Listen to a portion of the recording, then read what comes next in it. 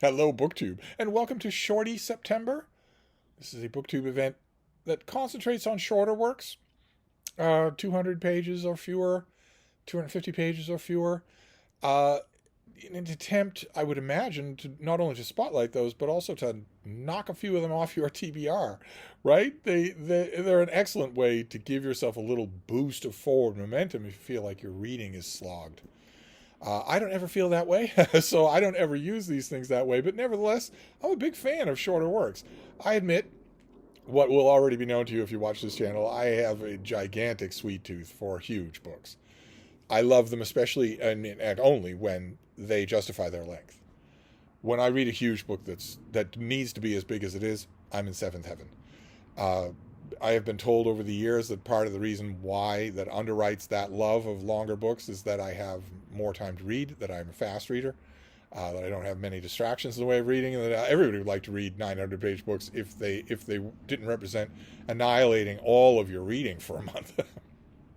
I understand that, and that's another allure of Shorty September is let's celebrate how much can be done in a little book, in a little space. I would like to, for my own Shorty September for 2024, I want to get even stricter with the word count. I want my books to be well under 200 pages. In fact, 150 pages or fewer is what I would like. I have a lot of books here that fit that bill, and a lot of them I have not reread in forever.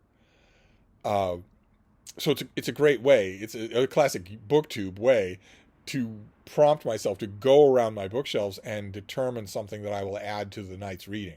This is what I do. I collect. I read all day long, but I collect also books to read at night when the whole world's gone quiet, when the little bean does not need attention or playing or cuddling or walking or feeding or whatever. When she's gone into a coma for the night, everybody's gone into a coma for the night, and I get to just spend the night reading.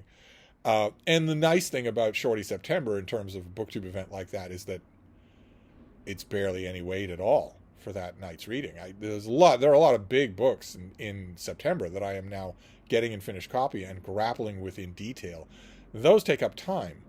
So if this weren't Shorty September, but were instead, I don't know, Flaubert September, that would be harder to do because those would be longer books. So it's been a joy to do. I haven't been making videos. It's only the 3rd of September, I might point out.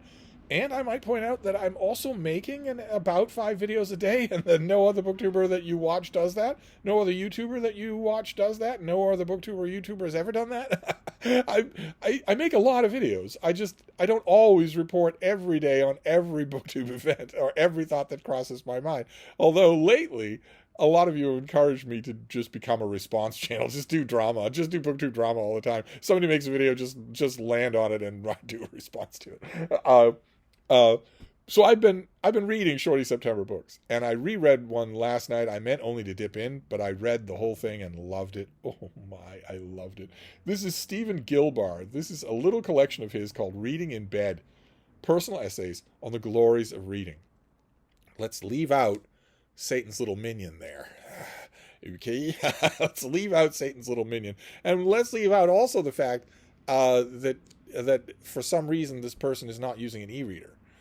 And we'll just concentrate on the book itself. 150 pages of famous essays that writers have done about their love of reading. Very simple. A million books like this have been done. I honestly do believe that this is pound for pound the best of them all. In terms of what it chooses, in terms of how great its choices are. I also love my edition is secondhand. Someone gave this as a present to someone else in 1997. It's obviously a birthday gift, and they start off their birthday inscription on the inside there in the perfect way. 50 schmifty. Gotta love that. The story's just getting good. I agree. 50 schmifty.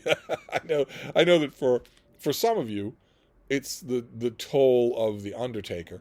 And for a lot of people who watch this channel, it's unthinkable. It's just never going to happen. I'm never going to be 50.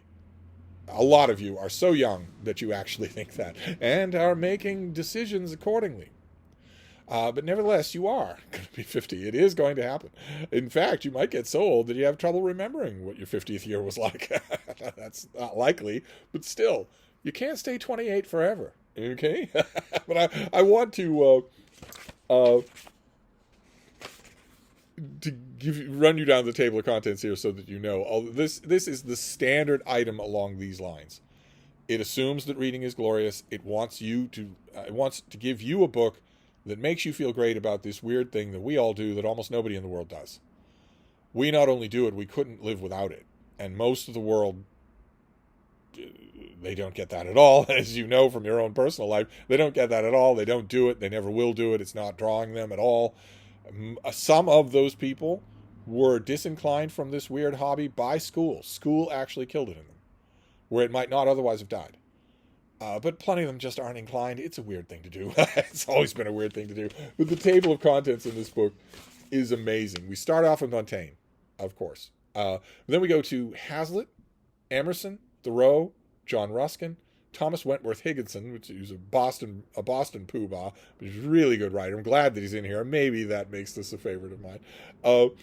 Robert Louis Stevenson, Marcel Proust, Hermann Hesse, Henry Miller, Elizabeth Bowen, Vladimir Nabokov, Clifton Fadiman, Graham Greene, Robertson Davies, Italo Calvino, John Fowles, Harold Brodkey. A couple of these names really are heartbreaking because when you get the author's name, you also get in parentheses their life dates, and some of them there's just an open.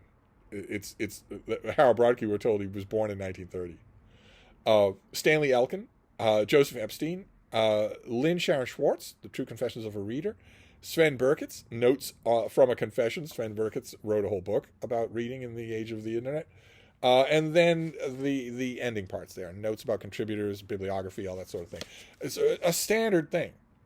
But oh my, those essays, you notice, well, you might not know Higginson, but you probably know a lot of those other names. There's not a dud in the bunch. And usually these things have duds, something of some kind or other. They have some loon that was carted in because a Google search mentioned that they mentioned books. These are the cream of the crop for books-related essays.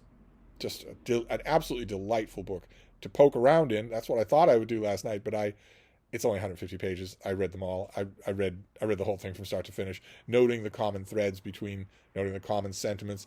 You notice the common sentiments when you're reading through a book like this, and then you try to piece together, are they common sentiments that readers tend to come up with?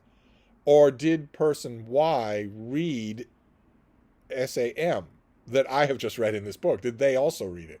And it's made a thread in their own mind. Just wonderful, and it will completely validate. It will far more than validate. It will honor your habit of reading for pleasure. It will do that beyond anything else. It will not scare you away from that. It honors that. It elevates that. And let's be honest here. Don't we need that shot in the arm from time to time? The whole rest of the world doesn't read. Half of BookTube. the large BookTube channels don't read. Half of YouTube. All the men's influencers, the BroTube channels, they all say how important reading is. They've never read. Not since they were forced to in high school. They all say how important it is, but they don't do it. And look at the people in your life, your coworkers, your colleagues, your family, how few people read. Unless you're lucky enough to come from a bookish world, if you're lucky enough for that, you'll live in a bubble. But otherwise, you'll know what I always say, and sometimes I get pushback on this channel. 99.9% of the world not only doesn't read, but wouldn't if their life depended on it. If you put a gun to their head and said, I want you to read 5 chapters of Jane Eyre, they'd say, just shoot me. And they'd mean it. I say that, and I always get people saying, oh, no, come on, it's not that bad. It is that bad. Oh, to those people, I always say, don't believe me. Cast around in your own life. Prove it to yourself. It's not just that a lot of the people that you know don't read for pleasure. It's that they wouldn't do it if you asked them to. They hate it. So it's a rare and weird thing that we do. So it's only valid that once in a while you give yourself a shot in the arm. You make yourself feel good about what is an absolutely wonderful habit. So there you go. Reading in bed is a Shorty September recommendation for today. I want to make a whole bunch of other recommendations of Shorty books in September. Some of you will hear me. You've heard me talk about many times, but others maybe not. I want to do that, so I'll slot it into a regular video rotation from time to time in the giant raft of videos that I make for you every day. Anyway, there you go. Reading in bed, the very definition of preaching to the choir. But I thought you could use a shot in the arm on the first, if you're in America, the first day of a short week after Labor Day weekend. So I'll wrap this up for now. I'll be back with another Shorty September pick very soon. Thank you, BookTube.